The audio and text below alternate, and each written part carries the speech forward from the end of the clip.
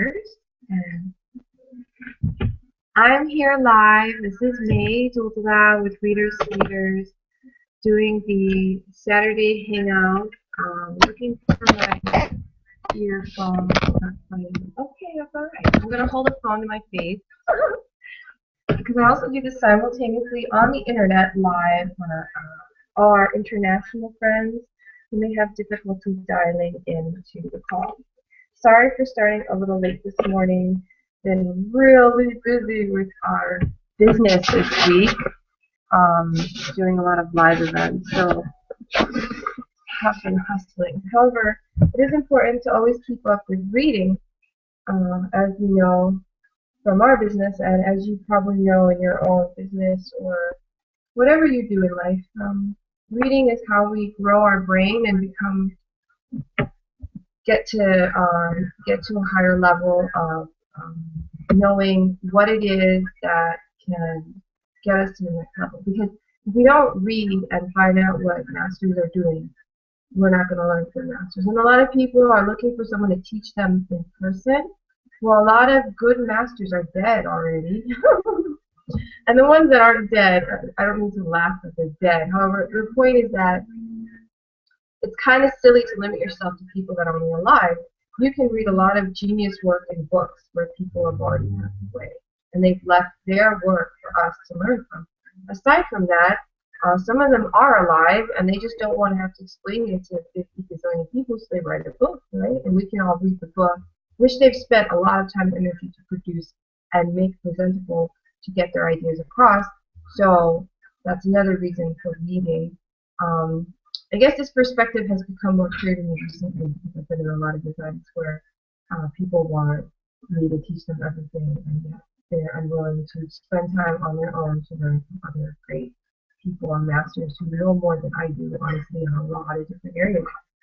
Okay, let's start. So today's topic is how to build your financial freedom and detailed steps.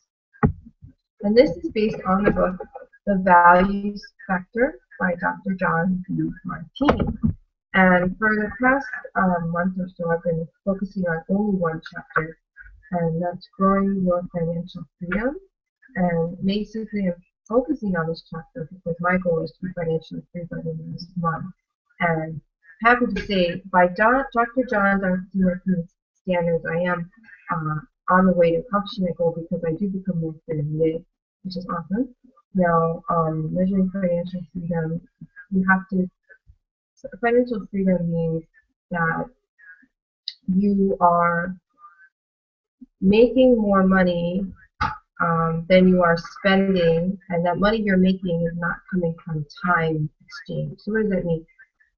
It means like if you have to go to a job to survive, and if you didn't go to the job, you wouldn't have money, then you're not financially free.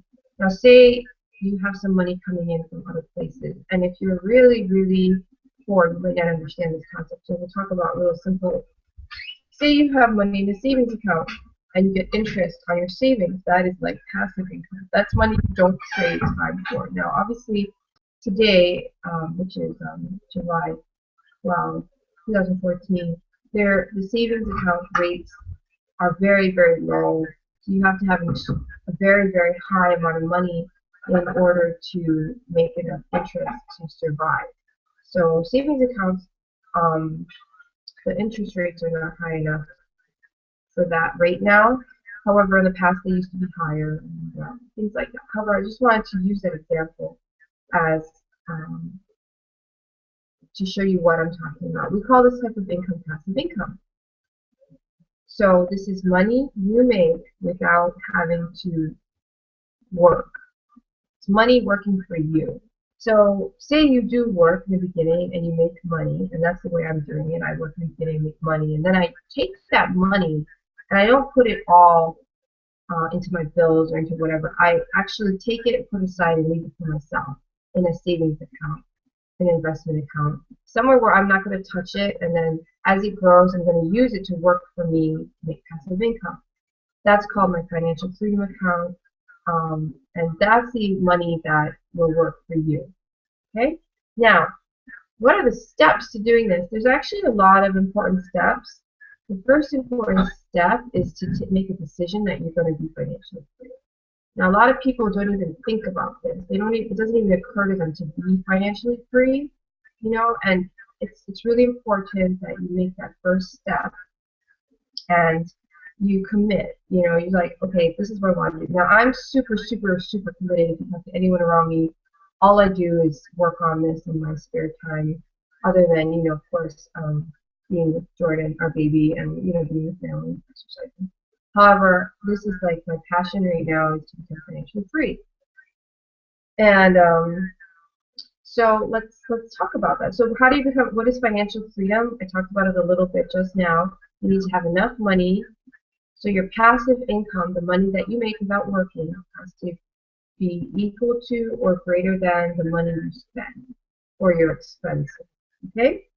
And expenses can be rent, food, utilities, phone, internet, your expenses. Okay? So you make more money or the same amount of money from passive income to cover your expenses. That is called financial freedom. And there are different vehicles for financial freedom. You're going to have to study and find out how you want to create financial freedom. And here we're going to go with some basic steps. And I learned this in a session with Jonathan Sugai, who also teaches the DeMartini method. And I'm going to go in the book to the part where they talk about this first too and read you some pages so that you can get a better understanding of what I'm saying. So the first step in financial freedom, and this is key, and I underline this in my book, it's a concept that is important to understand. Financial freedom is not about spending money, it's about building wealth. Financial freedom is not about spending money, it's about building wealth. Okay, if I gave you $10 million, what would you do with it? Seriously, answer the question. If I gave you $10 million, what would you do with it? Think about it, $10 million in your hand. What would you do with the $10 million?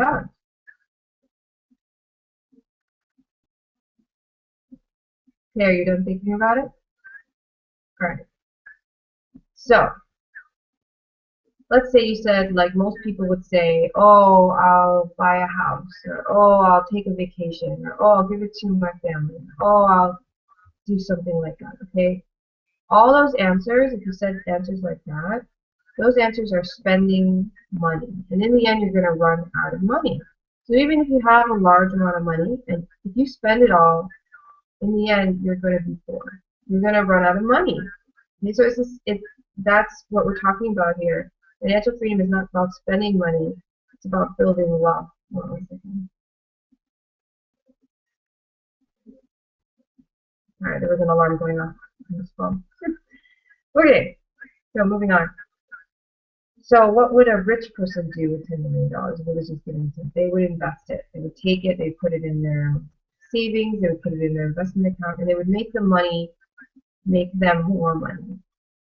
Okay, that's the part that I think most people don't understand, and most people wouldn't take the $10 million and just do something like that because they don't understand this concept that to become rich is not to spend a lot of money, it's to build wealth by saving it, first, and then spending the money that is being made from them, is being created by your money. So let's talk about this in terms of real action steps, okay? And let's talk about this in terms of what the book says to do. So I'm going to read a little segment here, okay?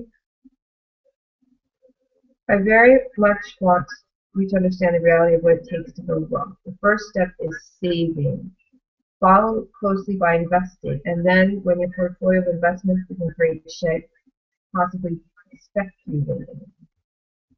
Okay, so the first step is saving, okay, followed by investing, okay, and then the third step, possibly speculating. Speculating is like high risk investing, I'm not sure.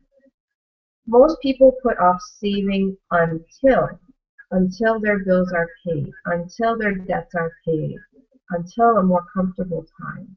Well, I have news for you. It's almost never a more comfortable time. yet it's always possible to start saving. Parkinson's law makes it clear that if you don't save your money or invest it into high priority wealth-building vehicles, it will automatically become consumed by lower priority distractions and unexpected bills or wealth destroyers. Okay, you might not understand what that means by Parkinson's law. Maybe you do, maybe you don't. The point is that it's never easy to start saving, especially as well. It can be easy to start saving. I'm not going to say it's never easy. That's not true. I don't know your circumstances. However, a lot of people face this issue where they want to save when they have the money or when they don't have to pay their bills. And what he's saying here is that saving, it's almost never comfortable to start saving. However, it's always possible to start saving. Okay? And if you don't save your money, you're going to spend it somewhere else. That's what he means by Parkinson's law. If you don't start saving your money, it's going to be spent somewhere else.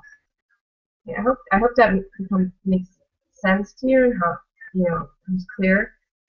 Let's put it this way: if you put $100 in your savings account, say you get paid today, and you take $100 out and put in your savings account. So you have, let's say you make $1,000 in your paycheck, so you have $900 left. And if you don't even think about that $100, you're not going to spend it because it's already in your savings account. And then everything else you spend for the rest of the time on your bills, your rent and stuff.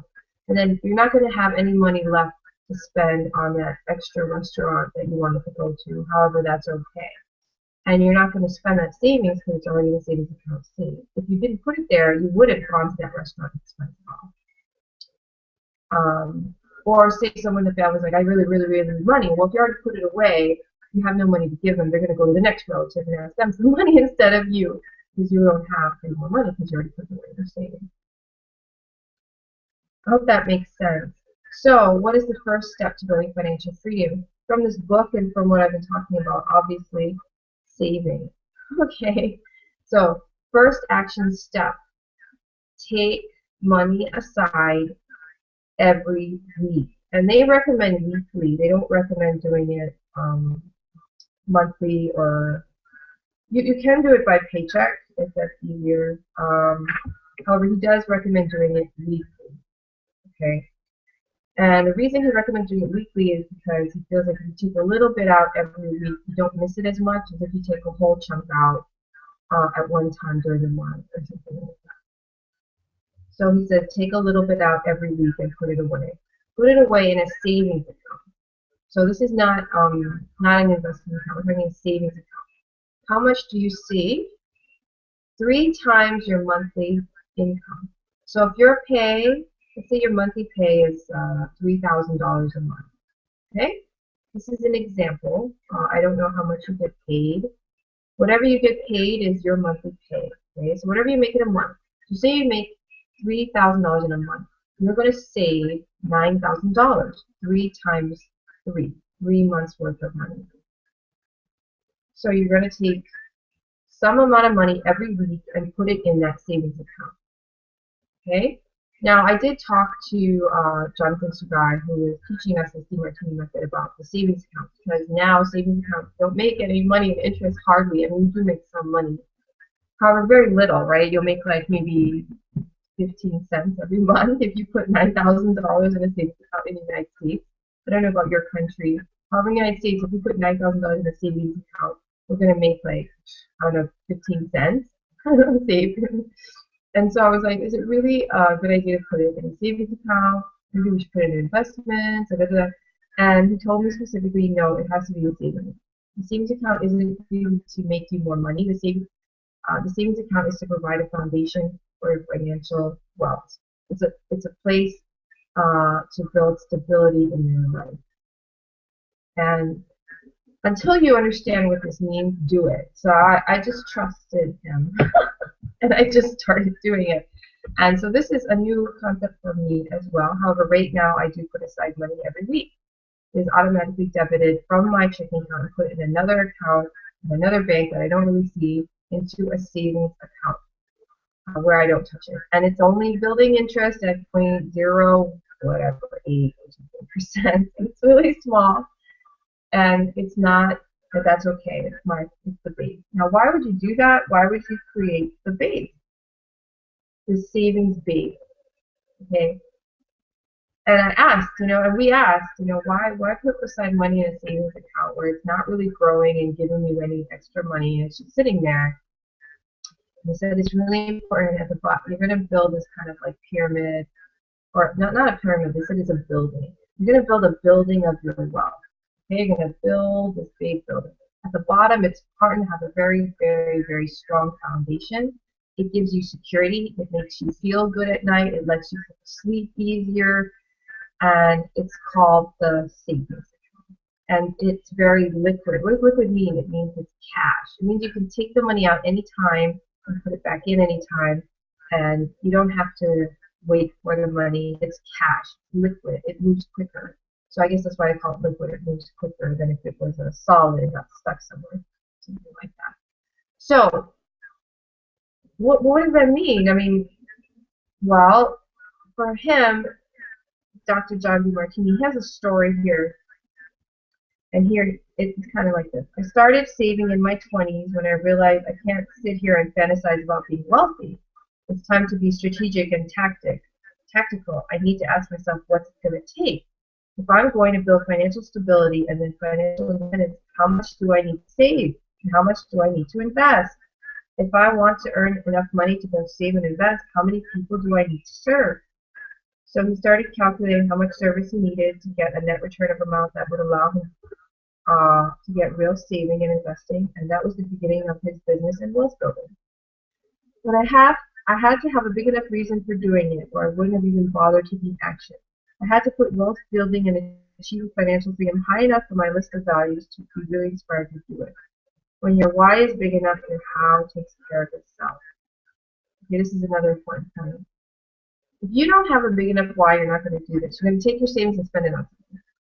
You're not going to be successful because you don't really, really, really want to do it. I hope you understand that. You have to really want it, okay? For me, every time I come home and look at my baby, Jordan, and I think about how I have to go to a job, and I don't have the flexibility to stay home and just play with him, take him for a walk, just hang out with him. Not that I would want to do that every day, all day. However, I did want to do it, yesterday. I want to do it a lot more often than I go to work. Okay? I want freedom from that. When I look at him, it gives me my why.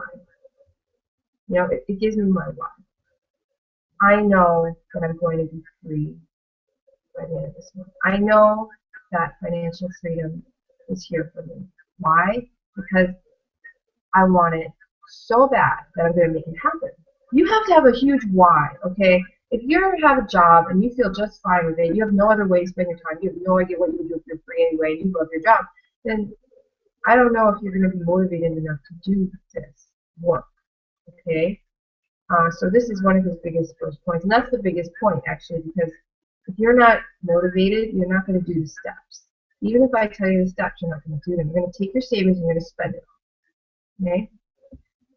Okay, so here's his story, which I thought was really important. That kind of illustrates how to do the savings and why it's important. Okay, because to me, I was like, why do the words save like put it aside, just leave it there? I mean, why is it important to do that? It's just sitting there. For me, I didn't understand. So he explained it. Okay, at the time when he was starting to save, Dr. John Demartini, I was scared because I was behind on my bills. Now, I know that feeling. I'm sure some of you know the feeling. I was in my 20s and just getting started. I was a doctor. I had recently expanded my office. I was paying for a house, for a car, for loans. I'd taken out to go to school and to rebuild my office. Plus, I was facing a bunch of stresses in my life, and I didn't think I could afford to save at that moment. Like many people, I thought, when I get out of all my debt, then I will start saving and maybe someday begin investing. Don't live in that illusion. Impoverished people, poor people, think that way. The wealthy pay themselves first. So if you have bills coming, the wealthy will pay themselves, save their money before they pay their bills.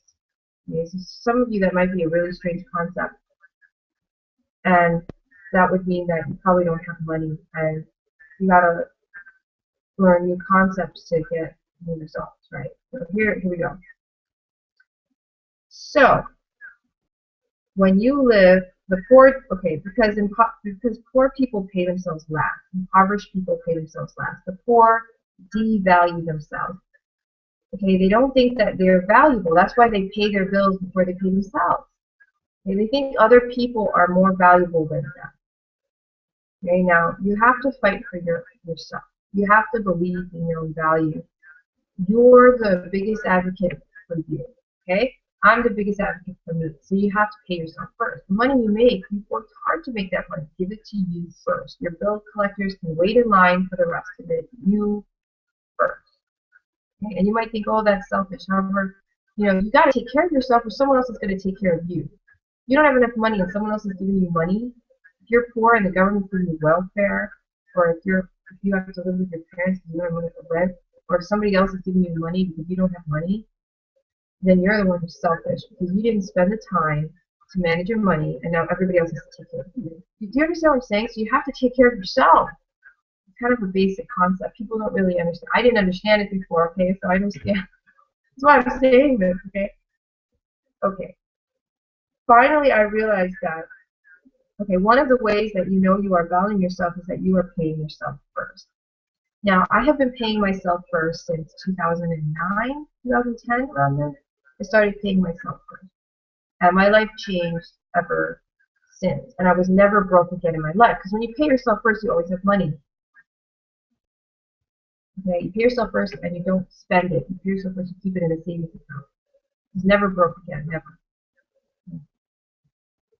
So I started doing this, and it really works. I highly recommend it. Every financial book in the planet, I think, says this. I don't know. I've read a lot of them so far. I haven't read every one on the planet. But they all say the same thing: pay yourself first. They might have different versions of what to do with the money. However, they all say pay yourself first. Save it. Okay? So I hope that you understand that concept, because that's probably the most important one if you're poor and not doing this. You got to do this first. You got to pay yourself first. It doesn't matter what it takes. You just got to do it. I don't care if it's $1 in the beginning. In the beginning, for me, it was $1. Okay, for me, it was $1 because I just I didn't know how I could do it. So I just took aside $1 and I started saving with that $1. So you can do this. Okay, you can do this. I did it, and even if you don't think you have the money, you can get the money. You can do it, even if you have to start small. It's okay. Finally, I realized there were no real risks involved in beginning to save. Yes, there was a possibility of inflation or some lost investment opportunity. That was me, lost investment opportunity in my head. However, the worst thing that I could imagine happening if I saved was that I might think I would have to pay my bills and debts during a low-income period or some other worst-case financial scenario emergency. So I said, I'll just do it. I started with $10 a day, which was $50 a week, and $200 a month. That wasn't a lot, but it still made me anxious. It still worried him, right? I was overwhelmed by debt, and I was thinking, wow, it's going to take me 10 years to pay this off. I won't be able to start saving for 10 years. I felt burned out and trapped in a dream of trying to get ahead in life.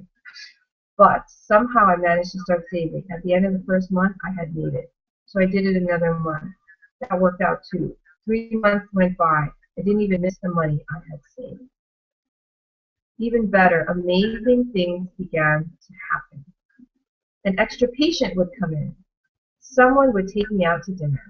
Somehow, I always had the extra money. So I said, you know what? I'm getting comfortable with this. I think I can do more than $200 a month. I think I can raise it to $300 a month. So I did that for 3 months. And I said, you know what? I am not missing this saved money. I attracted some more new patients, and some other business opportunities are starting to appear. So I raised my savings to $500, then to $750, and to $1,000. Now I was starting to see the light at the end of the tunnel, and now some interesting opportunities started emerging. I noticed that my business was growing stronger and more stable. I calmed some of my anxiety because I started accumulating a little cash, also known as liquidity. The quality of my clients went up. The people that I associated with changed. Now I was dealing with a higher echelon. So I started having more confidence I started being able to say no to patients that I didn't resonate with. No, you would be more effectively served by another service provider.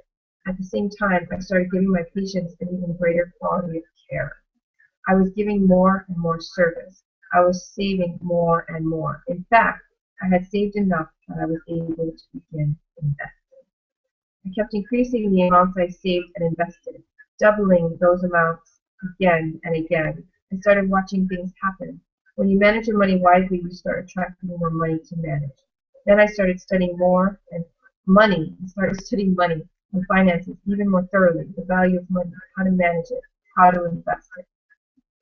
First, though, I started with savings, and that is why I advise start with savings. After you have built up a stable cushion of savings, then you can invest additional income on top of that, and then you can speculate. If you choose to, again on top of that. However, you want to begin with some liquidity, a cushion to stabilize your primary business before you go investing and possibly gambling, which is what so many people unwisely do. They rise and crash. But I didn't handle my money that way, and I don't want you to handle yours that way either. Now, guess what else happens when you start saving and then investing? The money you have generated by performing services, you create a whole new set of people who you get to associate with. When you have $10 saved, you hang out with tenors. When you have $100 saved, you hang out with hundredaires. When you have $1,000 saved, you hang out with thousandaires. And when you have 1 million saved, you hang out with millionaires. And so your wealth keeps building and your life circumstances keep transforming. When you have 10 million saved, you get to hang out with decamillionaires. And when you acknowledge that you have a billion, you hang out with billionaires. Yes, compound interest grows as you save and wisely invest your money. But that is not the greatest thing. Building wealth also increases the associations, opportunities, and ideas that you have. The quality of clients that you start to attract, the brand that you get to stand behind, and the greater circles of people you have the opportunity to serve. Now, most people's tendency is to start spending money as soon as they make it. They desire immediate gratification. If you do with your money, if all you do with your money is spend it, you make it harder and harder to ever achieve financial independence. So I consistently say to my attendees and clients, don't raise your lifestyle unless you are willing to raise your savings or investments and taxes by equal amounts. Otherwise, you will just put yourself further into financial burden or debt, and you are going to spend more of your life working for money instead of having it work for you. You will be a slave to money if you have to work for it all your life. But you will be its master if you have it starting to work for you. And your money won't even start working for you until you begin to save and invest it. At first, the process will seem slow. If you give it some time and let it build momentum, massive financial changes occur in your life. So just start. The key is not how much you save. It is the habit of saving and investing. When wealth building rises higher on your list of values are clarity of vision and patience for its accumulation expand.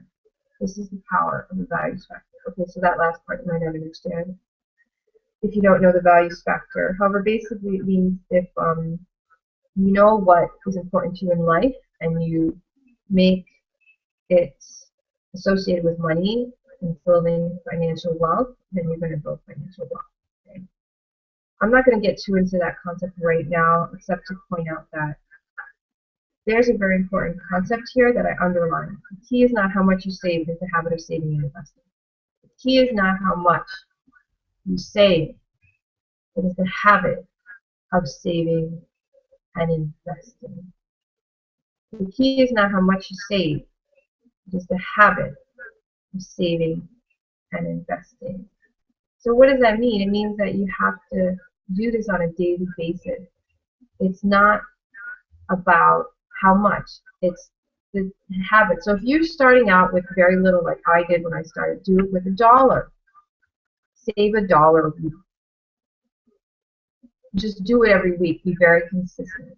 Save it every week. Don't ever stop. Just always do it. Be consistent. That's the key. And you might be thinking, oh my gosh, start with $1. I'm never going to save enough. You're never going to save enough if you don't start. You're never, ever going to save enough if you don't start. If you're not starting, start with $1. If you have more than that, do $10. If you have more than that, do 20, 100, 200, right? Start with the money that you have to save. Take that money and put it aside every week into a savings account. Now, if you're starting with $1, you're not going to have enough to open a savings account in the beginning. Put it aside somewhere, save, and then when you have enough, open a savings account and start putting the money in a savings account. Okay? Start saving every week. They say do it on Monday. Save the same amount of money every Monday into your savings account. After 3 months, increase it. Okay? Increase it by, I forgot what they said, maybe 10%. Increase it by as much as you feel comfortable with, really. And then next 3 months, do it again, increase it, okay? And then keep saving. Every week save, put in your savings account. So I read that little story, his personal story, because it shows different effects that savings will do that you haven't thought of or maybe haven't considered, that I didn't think about when I started saving. When you start saving, just things in life just happen. And you feel more confident. You feel more confident because you have money for a change. So you're not as desperate. You understand what I'm saying? So, like, for instance, I have a business and I bring people in to work with me. However, now that we have savings in our business, I'm not so desperate to get people, get clients, get people to buy my products. If they don't want to buy it, it's not a big deal to me, right? I can move on quicker. If I don't want to work with someone, I just tell them, I tell them, if you're not going to follow instructions, it's not going to work for you. You might as well go ahead and get a refund and get out, before it's too late. You're not going to make it with that attitude. So I can say that kind of stuff now because I'm more confident, because I'm not desperate. I have money aside. It's almost like, it's really what they say. It's the financial, it's the foundation of your building. It's more than just having the money in a book and showing people how much money you have. It's about a feeling it creates. It creates security. It makes you feel wealthy. And the feeling wealthy is almost the most important thing. Above even being wealthy, if you feel wealthy, you already are wealthy. And to have that savings there, it creates a cushion. It makes you feel wealthier. It just makes you wealthier. So the first step in building the building is to save up 3 months worth of your income in savings. Keep it there. Okay, now, obviously, if you need to use it, you can, however, you have to pay it back. You don't spend it ever, like, and you get rid of it. That's not what it is. It's liquidity. It gives you flexibility. It gives you peace of mind. After you build that first level, you go into low-risk savings options like that give you higher interest, like bonds. For us, we're doing whole life insurance because it's more conservative. It grows at like 5%. It's a very conservative investment vehicle. You can do, like I said, bonds, things like that. Very low-risk savings things for the next amount of money. So if you're, just like I said, if 3 months of your income is $9,000 and you have $9,000 in savings, and you're bringing in every week, you're saving it, right? Once you get to $9,000, that money you're bringing in every week is going to go into this pot, is the bonds, low risk saving things that give you more interest. That can give you maybe up to 5%, something like that, interest. And you do that until you have $9,000 worth of bonds or $9,000 worth of whole life insurance savings or something.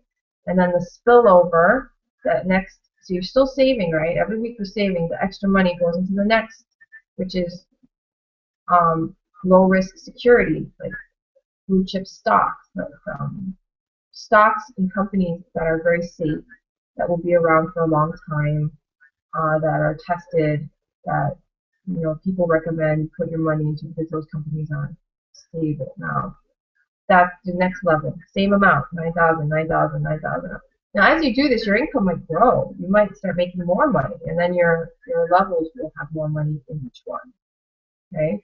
You're just taking the extra money and spilling it over next level, spilling it over next level. And above that level, the blue chip, really safe stocks, you go into moderate risk stocks. You know, ones that are not as safe, however, they're safer than the other ones, and then low risk, and then penny stocks. And then you just go up, up, up, up, up the line to more risky investments. However, you build a building, and the first level of the building is savings. Okay, I hope this call was helpful to you. I hope that it gave you value. If it did, please share it. And it's going to be on my blog, candoitblog.com. That's www.candoitblog.com. Candoitblog.com. I'm going to put this in my blog post as soon as we end this call, and then you can always look at it later and replay it to listen to it again if you like. Or if you want to share it with someone else, you just share the link on that blog with someone else, and then you can do it. And it's from this book, The Value Extractor by Dr. Jonathan Martini.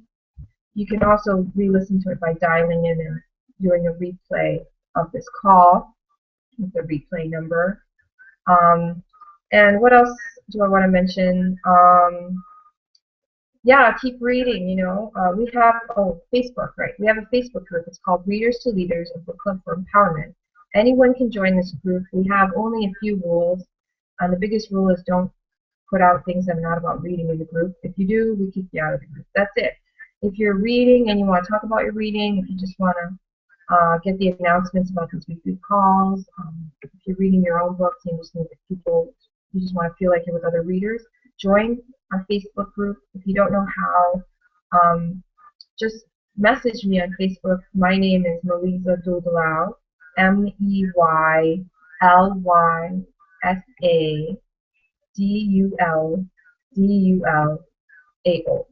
Melysa Duldelao. That's how you find me on Facebook. Check that whole thing in. MeylysaDuldelao. You can friend me, then message me and say, I want to join the Readers to Leaders book club. Please add me to the group, and I'll do that. Okay? Always looking for more readers to hang out with, because readers are cool. Readers are leaders. Readers are growing. And I'm a reader. I'm always learning and growing. I told you I just started really saving in a savings account just recently. However, it's made a big difference. I already feel different. I mean, it's amazing how different you feel. It's amazing what a difference it makes. Just do it, because you'll feel it too. Because I was putting aside money, it just wasn't in a savings account, it was in an investment account, and I'm like, okay, savings, put it in a savings account. Leave it as cash, you know, it's like funny. It's funny how these things happen. Okay, so anyway, I'm going to say bye. Thank you for joining the call, and we'll see you next week, same time, Saturday, 7 a.m. Hawaii Standard Time, 1 p.m. Eastern Standard Time. Aloha wherever you are in the world, and have a great morning or evening. Bye-bye.